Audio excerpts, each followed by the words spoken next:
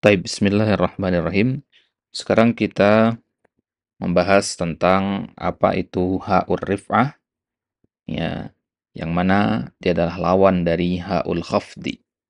Ha'ur rif'ah sendiri dari kata rafa'ah yang artinya tinggi, ya. Ha'ul khafdi, khafat itu sendiri artinya adalah rendah.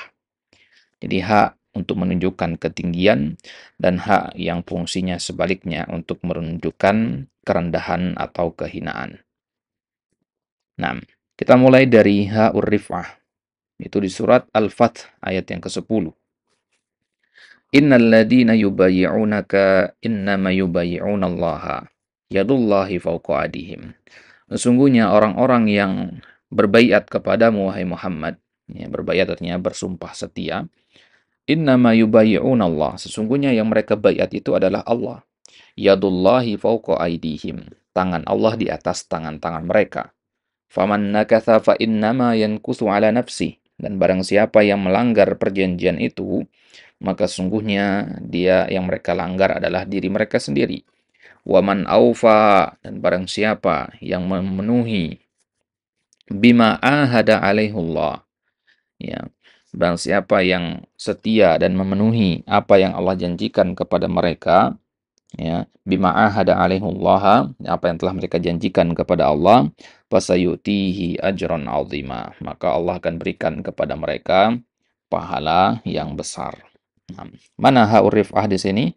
Ha'ur rif'ah ada di sini dikata alaihu.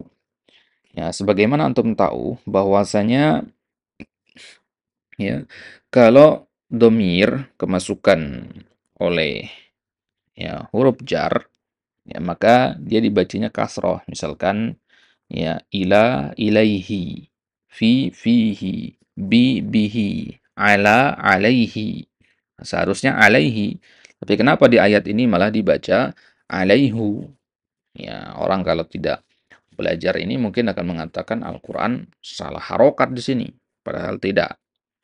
Nah, jadi ha'ur rif'ah itu hak yang dhammah, ya, pada kata alaihu ini. Ya, asalnya seharusnya alaihi. Nah, lantas kenapa kok di sini dari alaihi menjadi alaihu? Ya, sebelum ke situ kita harus pahami dulu konteks dari ayat ini. Jadi ayat ini membahas tentang bai'atur ridwan. Itu ketika, ya, para sahabat membaiat Nabi SAW di sebuah tempat namanya Hudaybiyah. Ya, jadi awalnya tersiar kabar bahwasanya Utsman bin Affan yang diutus oleh Nabi SAW untuk masuk ke kota Makkah. Jadi Nabi dan para sahabat itu bikin kemah di pinggiran kota Makkah. Nggak langsung masuk ke kota Makkah. Diutus Utsman untuk masuk ke dalam kota Makkah untuk berdiskusi. Dikarenakan Utsman ini memiliki kedudukan yang mulia di kalangan orang-orang Quraisy, didengarin sama orang Quraisy.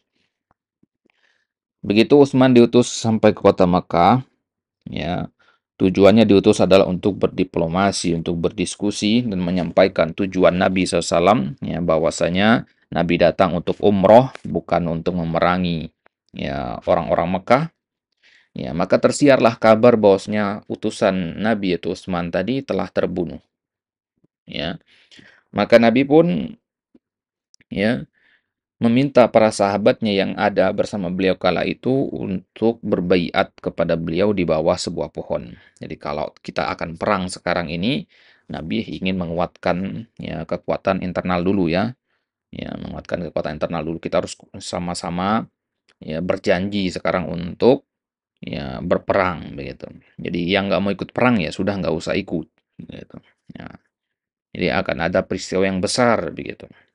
Nah, jadi para sahabat waktu itu jumlahnya adalah, ya, 1.400. Ya, semuanya berbaiat kepada Nabi SAW. Ya, ya. Kemudian eh, waktu itu yang mewakili para sahabat yang jumlahnya 1.000 itu adalah, ya, Umar. Ya, ya, Umar mengambil tangan Nabi SAW kemudian berjanji untuk setia. Ya, seluruh para sahabat waktu itu berikrar untuk membela Nabi kalau terjadi peperangan. Ya, kecuali satu orang namanya Jad ibnu Qais. Ya, Jad ibnu Qais ini sembunyi di bawah, ya, di bawah perut untanya. Nah, jadi untanya ditidurin, dia tiduran di situ, sembunyi. Ya, seluruh yang lainnya itu mereka ya berbaiat kepada Nabi SAW ya, di bawah sebuah pohon yang mana kemudian pohon itu disebut dengan syajaratu ar-ridwan. Ya, kenapa dikatakan ridwan? Dikatakan ridho. Ya, ya, karena disebutkan di ayat yang lain, laqad radiyallahu 'anil mu'minin id yubayyi'unaka tahta syajarah. Allah ridho kepada orang beriman ketika mereka membaiatmu di bawah sebuah pohon. Nah, ini berarti kondisinya atau situasi ya pada hari itu ketika sedang berbaiat itu adalah kondisi yang agung, kondisi yang mulia, kondisi yang sakral, gitu ya. Nah, maka bentuk pemuliaan Allah kepada para sahabat ya adalah dengan mendomahkan hak pada ayat tersebut alaihu ya. Karena kalau dibaca alaihi kasroh ya yang mana alaihi itu kasroh jar kan namanya ya, khafat artinya rendah. Ya, alaihi itu untuk merendahkan gitu ya. Nah, tapi kalau untuk meninggikan itu dikatakan alaihu. Maka karena situasi dan kondisinya yang demikian sakral, sedang baiat di sini, maka nggak nyocok kalau pakai alaihi. Alaihi itu untuk menunjukkan sesuatu yang tidak sakral, sesuatu yang rendah. Gitu.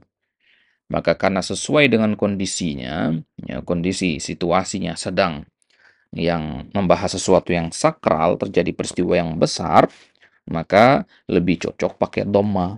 Kenapa nggak pakai fathah? Kan sama-sama harokat di atas. Karena dhammah itu kan tanda rofa. Rofa itu artinya tinggi.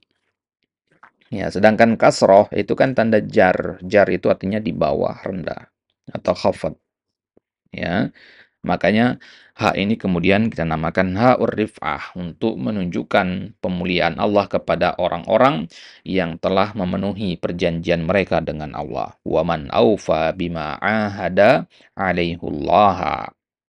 Ya, karena barang siapa yang memenuhi perjanjian baiat tersebut, maka itu menunjukkan akan kejujuran dari orang tersebut dan kemuliaan jiwanya.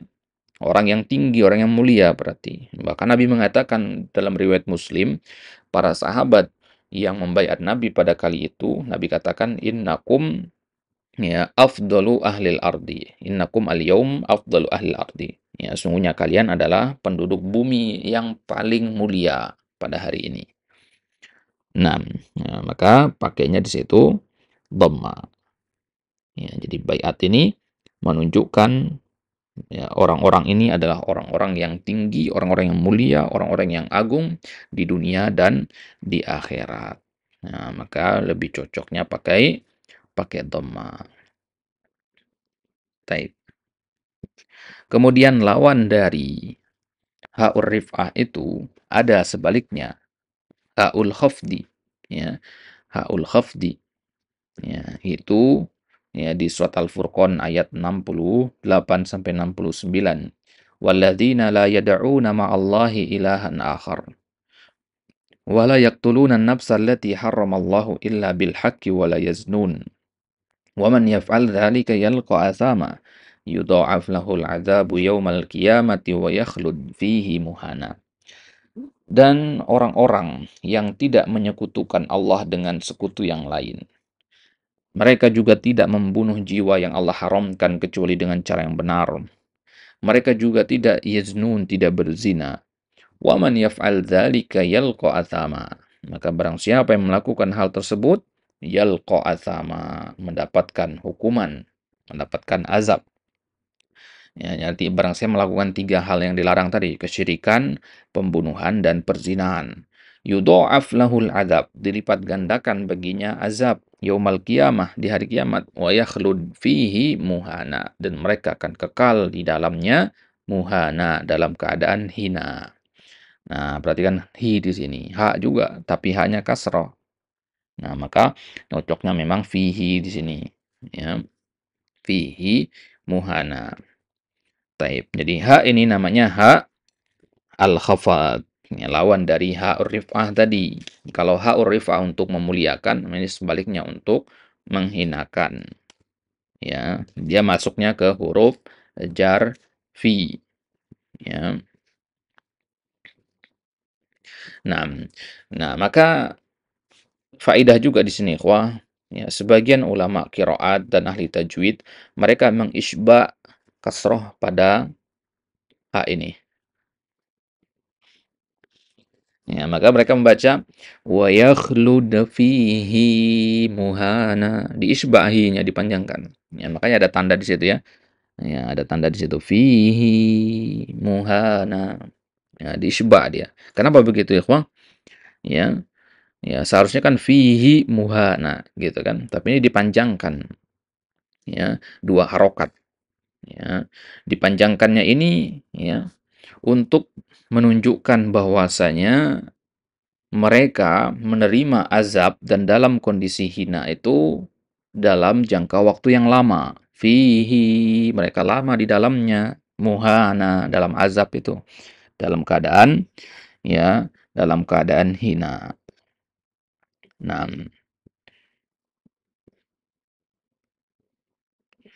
taib. Ya, maka dengan kita memanjangkan hak ini dengan dua harokat atau lebih dari dua harokat, ya, ini seolah-olah kita ikut ya untuk mendorong orang tersebut ke dalam neraka jahanam. Ya, wa yakhlud fihi, sepanjang hi itu sepanjang itulah dia jatuh. Ya, fihi muhana. Ya. Nah, ya, jadi sebagaimana nafas kita ya yanzilu ila asfal ya turun fihi kan turun nafas itu ya. Ya, ya. Ya, maka ya dengan turunnya nafas itu melambangkan turunnya ya para pelaku tiga dosa besar tadi ke dalam neraka jahanam. Makanya dinamakan haul khafat untuk menghinakan, untuk merendahkan orang-orang yang melakukan tiga jenis dosa ini. Ya, bagaimana membedakan fihi yang biasa dengan ya hu al khafdi ini? Lihat kepada konteks ayatnya. Ya, kalau alaihu tadi gampang ya. Kalau fihi ini bagaimana untuk mengetahuinya? Ya, cara untuk mengetahuinya adalah melihat kepada konteks ayatnya, ya, atau buka ke kitab-kitab tafsir, ya. Situ akan dijelaskan. Ya. Tapi kitab-kitab tafsir yang fokus kepada lughahnya lebih kuat, ya, semisal Al-Kasyaf atau mungkin Ruhul Ma'ani atau Zadul Masir, ya, bisa ditemukan di situ. Nah, wallahu taala a'la wa alam.